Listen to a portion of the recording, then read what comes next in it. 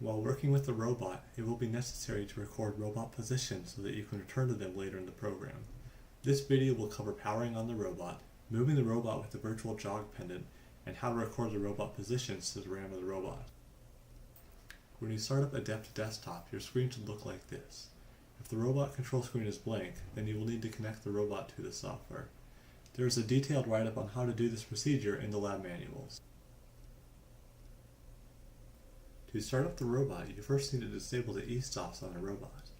There are two e-stops, one on the physical robot and one on the physical teach pendant. After this has been done, the e-stop on the robot control screen should be replaced with a yellow Enable Power button.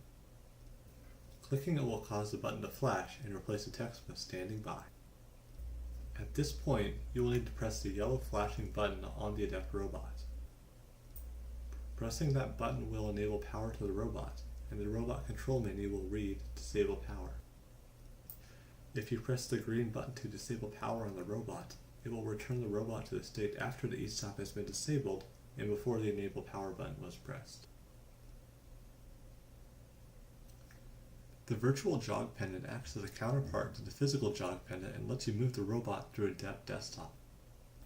There are two main coordinate systems for the robot, the world coordinate frame and the joint coordinate frame. When moving in joint mode, joint 1 and joint 2 are the two horizontal arms of the robot. Joint 3 is the vertical axis, and joint 4 is rotation.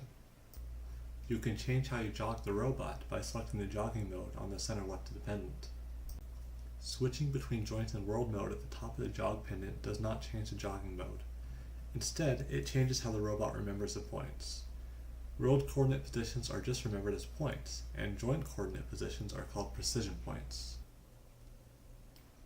To change the jogging speed of the robot, you can increase the slider on the jog control. However, low speeds are best when fine-tuning the robot position. Now I will open up a new program so that I can demonstrate how to record and use these positions. The first thing you want to do in creating a program is to limit the speed and acceleration of the robot. This can be done with the speed and accel commands. Then you should create a comment stating some information about the project. Comments are not read by the program as lines of code, but they are useful for explaining what is happening within the program. Typically, I use it to record my name and date. To save a point with the jog pendant, you first jog the robot to the position you want. Then you type a label for the point in the text box at the bottom of the screen. And finally, you click record. It's important to note that certain characters are not allowed in the point names. If your name contains one of these characters, your position will not be saved. You can find all your saved points through the variable manager on the left side of the screen.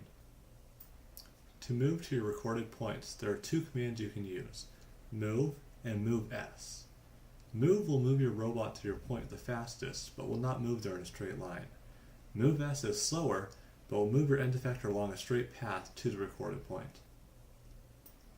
To record a precision point, select the joint coordinate frame on the top of the jog pendant. Notice that as I jog the robot, the positions of the axes are being shown rather than the coordinate location of the robot end effector.